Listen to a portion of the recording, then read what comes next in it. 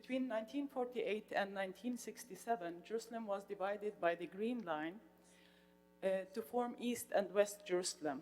After 1967, the boundaries indicated here in the blue line were expanded in such a crooked way to include as much as possible vacant land and exclude Palestinian populated areas. Since 1967 till the day, and especially in vacant lands, Israeli settlements have been constructed in East Jerusalem, and a demographic war has been taking place. In fact, one of the main goals of the 2020 Municipality Master Plan is to reduce the number of Palestinians from 40% to 30%.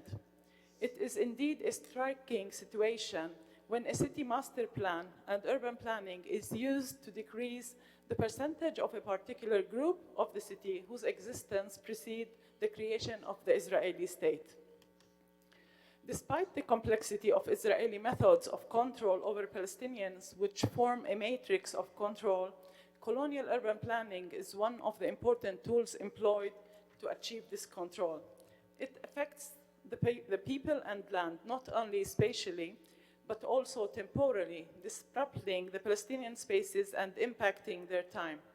It is a situation where spatiality of injustice and injustice of spatiality intertwine.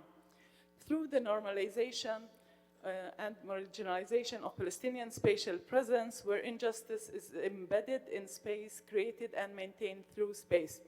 The imprint is on time, space, and everyday frequencies become in all antagonistic, and the whole purpose is to disjoint the connection between the human being with land and heritage. Spatially, if we look at how lands are distributed in Jerusalem, we see that 35% are expropriated for Israeli settlements, 22% zoned for green areas and public infrastructure, 30% unplanned areas, and there are only 13% of areas left for Palestinian construction, which is already built and inhabited. And the projected need for Palestinian housing units is 50,000 units by 2030. These are the boundaries of Jerusalem. These are the built-up areas outside the municipality borders. These are the built-up areas inside the boundaries, and these are the Israeli settlements, more Israeli settlements, and this is the segregation wall that started to be constructed in 2002. This is area E1 mentioned. It's another proposal for an Israeli settlement area, and these are some of the checkpoints surrounding the city that restrict the movement of Palestinians from West Bank to Jerusalem, except with Israeli permits. Israeli settlements, the segregation wall checkpoints, all these colonial infrastructure have surrounded the city. They form a mechanism of exerting domination and control over Palestinians. Many urban areas, which are nodes that were flourishing and vibrant with life, have become transformed into dead ends, like the example here. Yes. This is the Kubsa Junction, where the segregation wall divided the once vibrant street into two dead parts. In terms of housing, key elements of the right of adequate housing, at a minimum, include security of tenure, availability of services, affordability, habitability, accessibility, a suitable location, and cultural adequacy. However, in East Jerusalem, these aspects are rarely fulfilled for Palestinians. In the old city of Jerusalem, as an example, this area suffers from degraded housing units. Palestinians cannot renovate their houses except after acquiring a permit from the municipality, which is difficult to obtain. Also, there is a commercial dry up, and many shops have been shut down when owners are unable to pay fees and taxes. People are surveyed 24/7, where cameras are installed in such a way to expose all angles. Israeli settlements are also expanding seizure of houses and bringing in additional security measures. Now, in terms of housing, a housing unit is very expensive, where 100 square meter costs around, in somewhere like Beit Hanina neighborhood, north of the old city, costs around $500,000.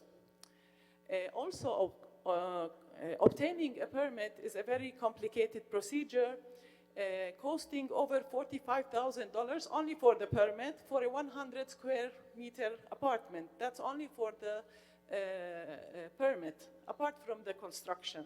So, and it is acquiring a building permit is also not guaranteed, especially that new laws are constantly being devised to further complicate the procedure.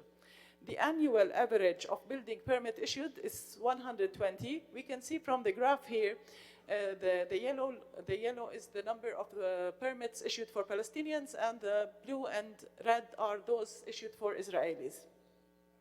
So the Palestinian neighborhoods in East Jerusalem suffer from dire housing conditions with high density and overuse of space. There are also neglected areas located inside the boundaries of East Jerusalem, but outside the segregation wall, and such areas suffer from urban chaos. Due to these and other problems, people tend to risk the difficult situation of building without permits. In the West Bank, East Jerusalem, people face domicide, which is the destruction of home and result in slow herbicide, which is the violent destruction of cities and their character. Home demolition is a compound trauma, a state of dispossession, where memories, dreams, and hopes are lost, killing the everydayness of life in one's own home. These are the numbers of, in the graph, these are the numbers of housing units demolished since 2006, exceeding 150 in 2023. There are also cases of self-demolition, where the owner is obliged to demolish his home or structure by himself, where the victim is forced to be the implementer of the demolition. And annually, tens of cases have been self-demolished in the last 15 years. Self-demolition not only jeopardizes and curtails development, but activates the development as well. People are compelled to self-demolish their houses to avoid the imprisonment and the enormous cost of demolishing by the municipalities.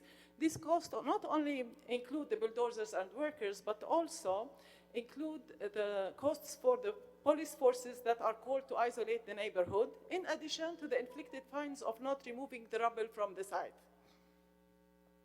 In other areas, like the Shafat refugee camp, which is within municipal boundaries and outside the segregation wall, it suffers from chronic degraded urban fabric, lack of services, and socioeconomic problems.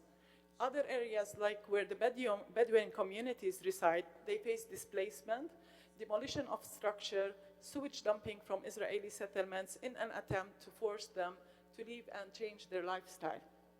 So part of the use of colonial urban planning results in settlements building, new infrastructure, closure, deteriorated Arab neighborhoods, which all affect the everyday life of the Palestinians.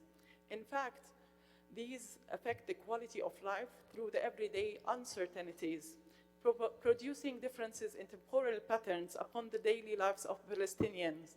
Colonial disciplining is practiced where colonial planning facilitates advancement of Israeli time saving, while simultaneously and in contrast diminishing accomplishment for the Palestinian through systematic time depletion. In the Gaza Strip, the situation in Gaza before 2005 was not different, where Israeli settlements were constructed, checkpoints were there as well. However, after the Israeli settlements were evacuated and demolished, a new way of control was practiced on the Palestinians. Gaza became the biggest open-air prison in the world.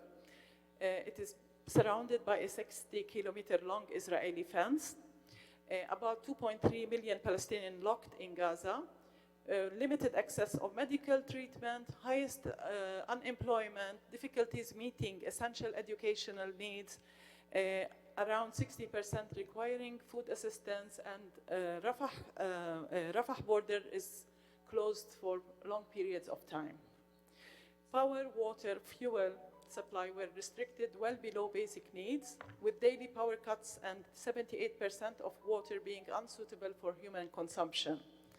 All these policies, in addition to the restriction of areas within 300 meters of the perimeter fence, affected agricultural activities, decreased exports significantly, restricted access off the coast, and fishermen restricted of 50% of the fishing waters. All these policies show how control of space and people has changed from one form to another. Overarching all these impacts has been the successive use of military attacks on the confined people, starting with 2008-9 war until the current war of today, where people have been killed and buildings were demolished continuously. And these are some of the numbers of demolished houses before the current war. And this graph shows the number, next. This graph shows the continuous and increasing death tolls during major military attacks, increasing during military attacks like 2014. Until the current war, where death tolls increased tremendously, over 37,000 documented dead and over 10,000 missing, in addition to the high numbers of injured, imprisoned, and displaced. Also, all sectors have been destroyed, including education, health, industry, agriculture, cultural heritage, and transforming Gaza into an unviable space. It is exponentially accelerated herbicide. In fact, these genocidal trends were emphasized from the beginning of the Zionist project, where Herzl's pamphlet on the creation of the Jewish state mentioned this clearly. It said, "Force shall be used only when necessary for preserving the state and order, and if obliged to clear a country of wild beasts, would organize a huge, large, active hunting party, drive the animals together, and throw a melanite bomb into their midst." That's in 1896. This dehumanization of the classification of the people and their killing is manifested today in real time in Gaza. This corresponds with what Patrick Wolfs described as elimination as a foundational structure of settler colonialism. I would also like to emphasize briefly the environmental aspect. Over 30% of the Gaza population adopted solar panels as an alternative traditional energy sources despite initial costs to meet daily electricity needs. The environmental injustices impacted global environment, exploiting of valuable ecological resources which have been exacerbated and compounded. Tens of thousands of tons of explosive deployed, surpassing the bomb dropped on Hiroshima during World War II. A Guardian January 9 report says that emissions generated during the war on Gaza surpassing the annual carbon footprint of over 20 of the world's most climate vulnerable nations. Another report suggests that emissions from the first 120 days of the war exceed the annual emissions of 26 countries and territories. Between October 2023 and February 24, carbon emissions from bombs dropped on Gaza are equivalent to the carbon emitted by powering almost 10,000 homes for a year.